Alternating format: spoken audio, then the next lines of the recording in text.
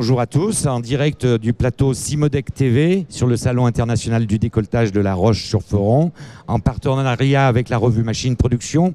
Nous recevons aujourd'hui Monsieur Pierre Arboireau, président de Savoie Transmission, qui s'est vu remettre hier le trophée de l'innovation en catégorie logiciel et services pour un système qui s'appelle Mataki. Tout à fait. Bonjour. Voilà. Bonjour.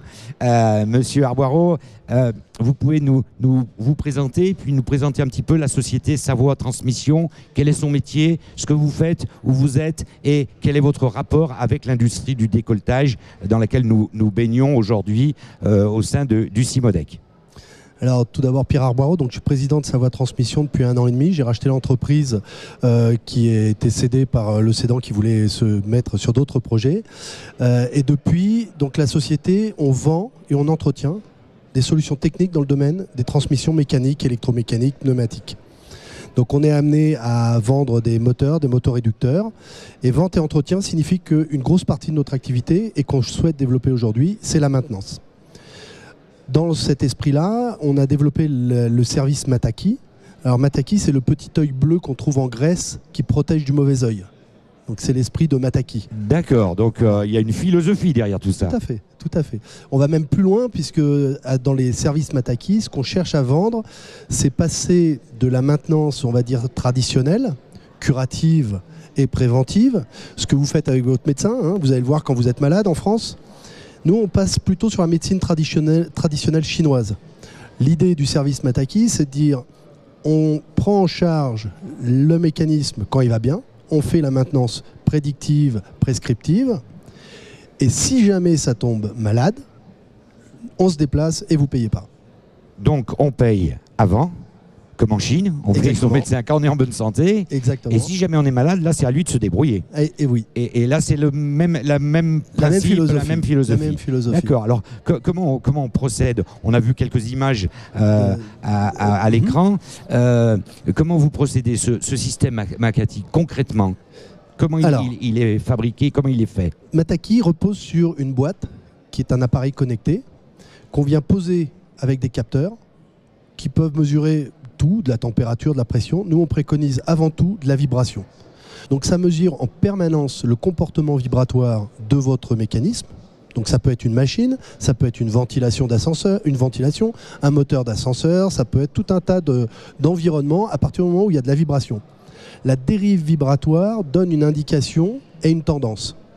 De là, on peut prédire qu'il va se passer quelque chose d'anormal. Donc anticiper le problème et revenir assez rapidement à la cause du problème. À distance, quand on reçoit des alertes, donc le boîtier est paramétré avec un certain nombre de défauts qu'on va chercher, des défauts de roulement, des défauts de balourd, etc.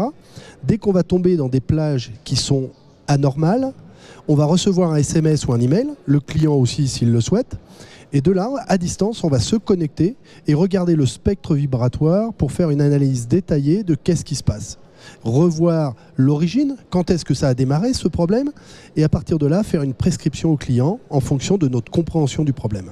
Et vous pouvez le faire de n'importe où, c'est-à-dire que si j'ai une machine qui est à Cluse et que vous êtes, vous, implanté où d'ailleurs ?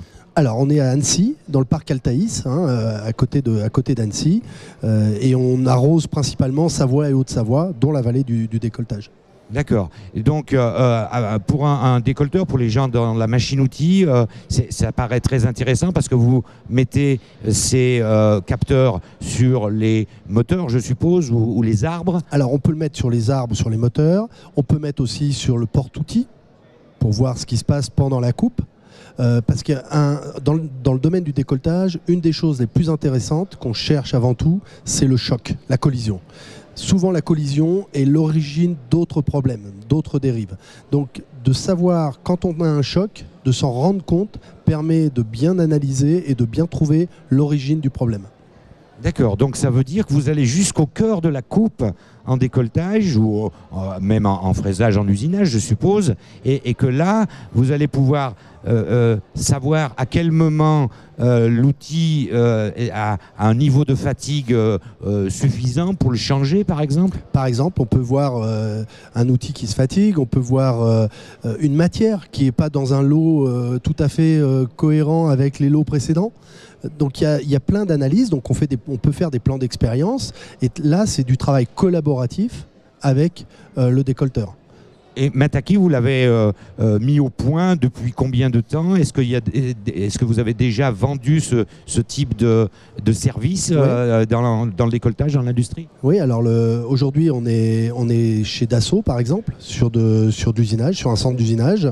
Donc on a avec Pilote, on est en test.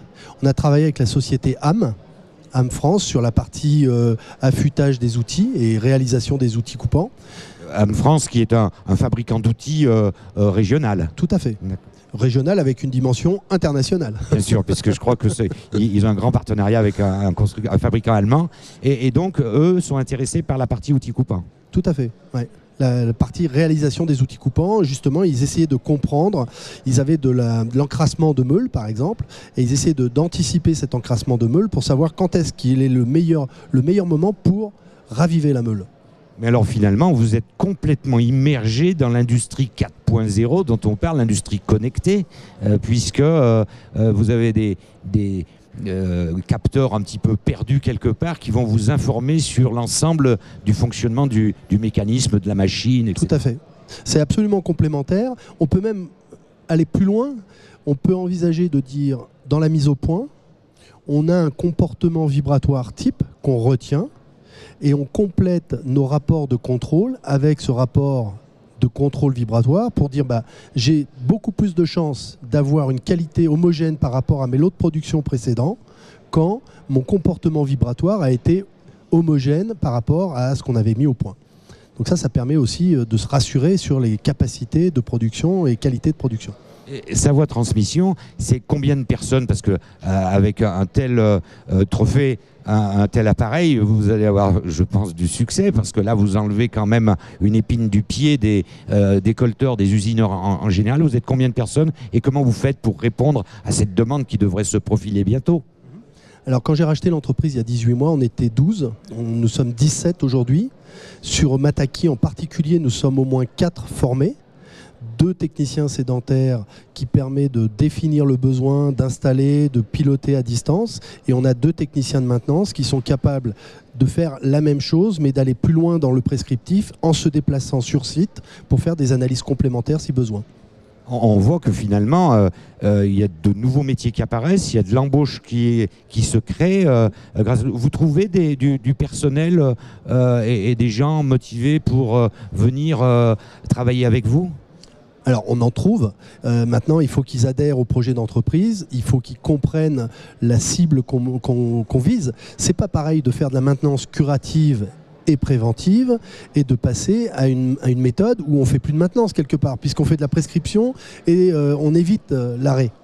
Il faut passer de la médecine française à la médecine chinoise, voilà. Mais dans la maintenance industrielle. Exactement. Exactement. Très bien. Eh bien, écoutez, merci beaucoup de cette explication. Je suppose que le jury a été très sensible à cet aspect d'industrie du futur.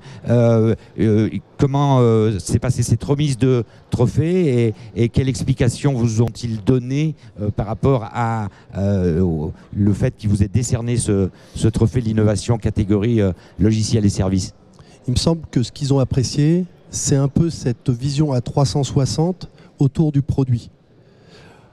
En d'autres termes, la box, la Mataki Box qu'on implante, c'est juste une toute petite partie du maillon.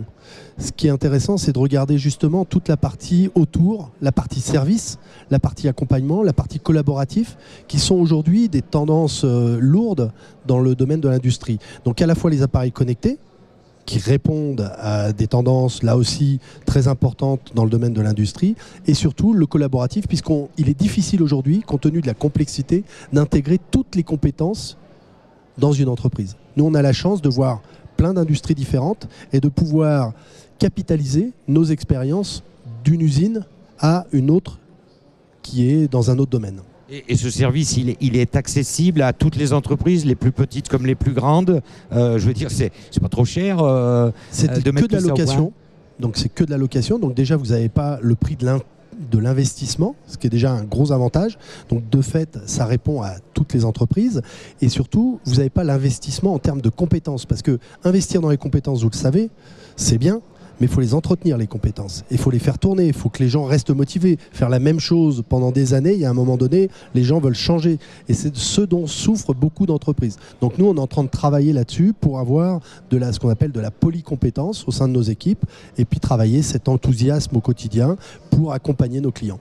Et plus vous aurez de Mataki qui seront implantés, plus votre expérience va se renforcer et plus vous pourrez apporter de solutions, je suppose. Exactement. Comme un médecin. Exactement. Plus nos clients seront satisfaits et plus on aura d'expérience à partager et plus on avancera dans notre médecine qui est la maintenance.